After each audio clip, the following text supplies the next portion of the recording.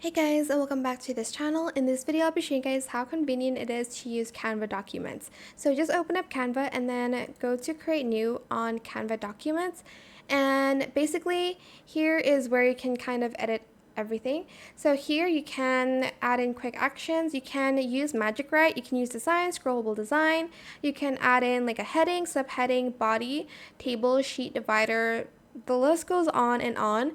And it's just super simple to use if you want to create a document easily. I'm just going to use Magic Write because you can basically use this to generate anything.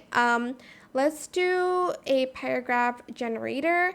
Write a compelling about, okay, I'm going to change it to about, you know what, I'm just going to leave it as like this. But you can change the topic obviously, and I'm just going to select generate here. And then you can practically select insert, or if you're not satisfied with the results, you can select more like this, but blah blah blah. I'm just going to press enter and insert. And as you can see, it made even like a little design for me as well. But that is it for this video. I hope it was helpful for you guys. Don't forget to like, comment, share, and also subscribe to this channel if you haven't done that already.